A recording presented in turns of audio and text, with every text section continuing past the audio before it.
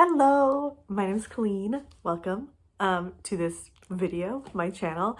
I am currently at my parents' house. These are all my books. Well, these are not all of my books, but all of these books are mine. And I'm in just like the most precarious possible situation because I did not bring my tripod. I'm actually just gonna, oh, I can't, okay. This is the tripod that I have built for myself. Anyway, extremely precarious, but I wanted to talk to you. I had some things I wanted to say. I wanted to talk about the Hollywood strikes. So exciting. Depressing that we must have these strikes. Extremely exciting that we have not one, but two strikes that are working together to help make the industry better and safer, and more accessible and more ethical, and just extremely inspiring steps for labor and for the industry specifically. I work in the theater, which is a tangential industry. So there's like a lot of overlap. It's quite a related industry, but it is not the same industry. And so I've been very connected to what's been going on. I have a lot of friends who are SAG, but are also a lot of actor friends who are SAG, and equity. AEA is the Actors Equity is the theater actors union. So very exciting. I have a lot, like I said, I have a lot of friends who are on strike for SAG, and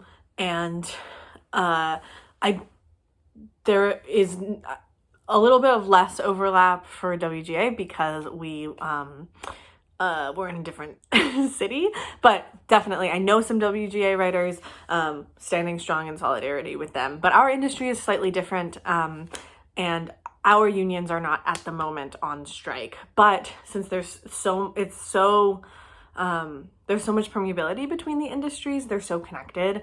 There is some conversation about whether our unions are going to strike in solidarity or for similar conditions.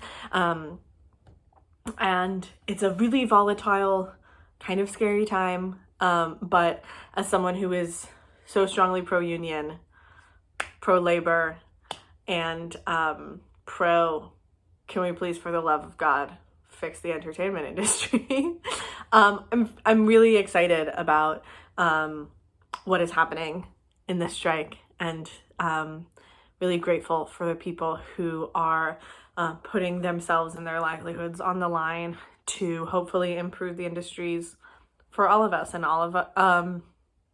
and not only all of us as in people who are a part of the entertainment industries, but all of us as people who love the entertainment industry, and maybe all of us who are impacted by labor, which is most of us.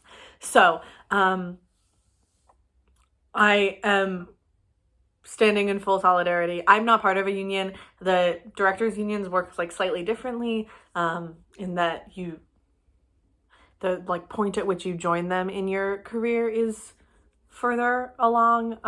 But I'm extremely grateful to SDC, stage directors and choreographers, and all of their work. And yeah, so I exist because of labor, and because of people who have done the hard work, and go unions.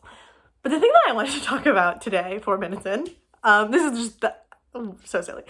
The thing that I wanted to talk about today is one of the major pillars of the current union negotiations is about AI. So there's a lot within the contract negotiations. There are a lot of things going on, and I absolutely encourage you to engage with people who know more about it than I do, because they're on the ground and they're their own contracts. But the sort of two major things that you hear people talking about right now are streaming and AI. And I want to talk about AI because there's a lot of like pretty gnarly stuff that is being discussed by the producers and by the money people about the ways that they want to be using AI to make the creation of film and television cheaper and faster meaning cheaper, and less connected to human labor. And so that's what a lot of the negotiations are about right now, is I believe, and you should too, quite reasonable, scary repercussions of, it is reasonably scary. You understand what I mean. Repercussions of the idea that we can replace writers and performers with AI. And there are like a lot of ethical issues with that. There's a lot of like using an actor's voice, using AI to use an actor's voice in perpetuity, like doing full body scans of background actors so that you are able to use their likeness in crowd scenes in perpetuity and only pay them for one day of work. So that then you have to pay fewer people fewer times for background work, and just like having a database of bodies that you can CGI into scenes. Again, using voice narration that you can compile out of a person's voice, even like a person who is not around voice. And there are a lot of ethical issues with this, right? Like where the idea that we're like not paying someone for their likeness and their talent and their notoriety if you're using someone whose voice is recognizable in order to like sell. If we were to use Morgan Freeman's voice and like a big draw for this documentary is that it was narrated by Morgan Freeman, but we were not paying Morgan Freeman, we're like not giving Morgan Freeman the credit that we should for we're not only like taking the job opportunity away from him, but we're also not paying him for the notoriety and talent that he has cultivated over his life. So that's like a big ethical issue, that we would be using someone's likeness and not paying them for it, or paying them pittance for it or whatever. And we would be exploiting someone like a background actor, exploiting the necessity for their, the fact that they need money and the fact that they need opportunity, exploiting their status as a lower paid and lower, like less successful at the moment performer, even though background performers are like extremely important, and there are some people who are great at it and like quite successful at it and whatever. Exploiting their need for money and opportunity so that you can pay them basically nothing, which is just a horrible tradition within the industry and something that I have dealt with, and everyone I know has dealt with. So there's a lot of ethical issues in general with regards to the idea of utilizing AI. But I am now almost 9 minutes into this video, and I'm finally getting at the thing that I want to talk about, is that not only is it extremely unethical and is absolutely important for labor, I think it makes worse art. And there's been some conversations with regards to AI and visual artists and how frustrating it is to have AI that like learns from human artists' work in order to replicate, and often steals it unintentionally or whatnot. And so again, people not being paid for their labor and their expertise and their notoriety. But also, I'm not gonna try to get into defining art in this video because we just don't have the time. But I think that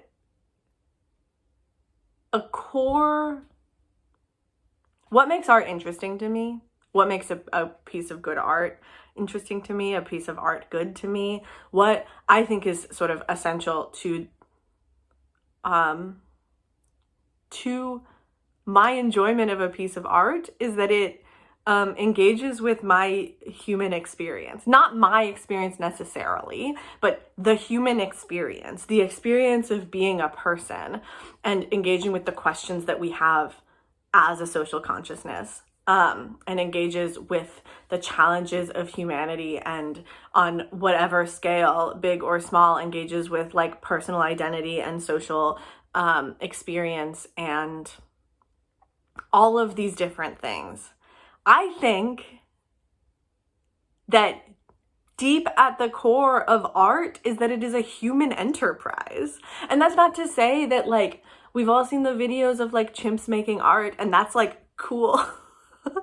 And that's not to say that there's nothing like beautiful about non-human art and about like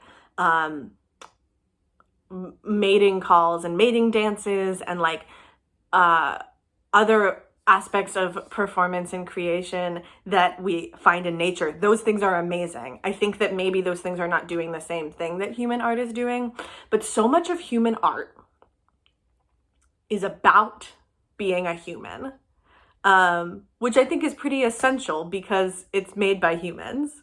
And so much of what we like about art is that it's talking about being a human, directly or indirectly. And if art starts to be primarily made by AI, then it's gonna be less good.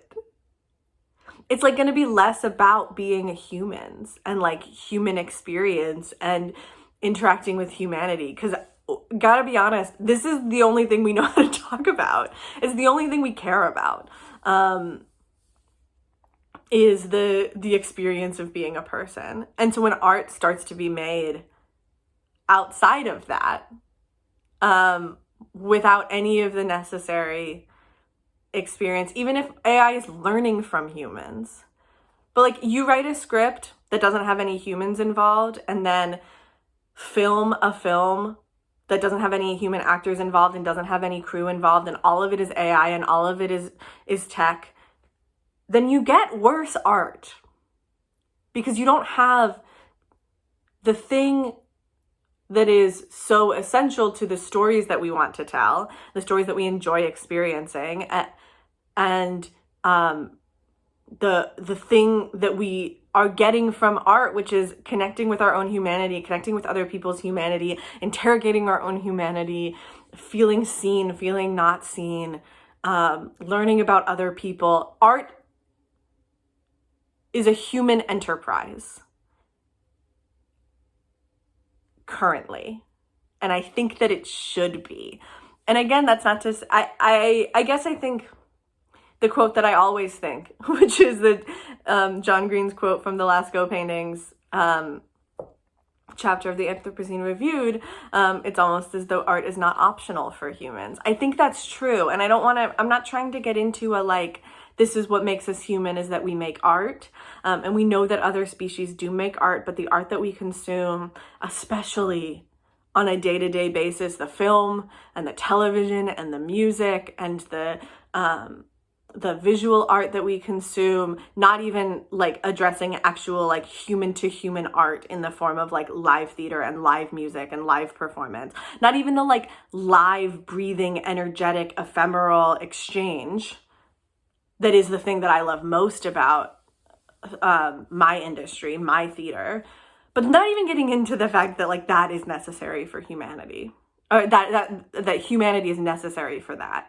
I just think that we need humans to make the art that we are interested in making.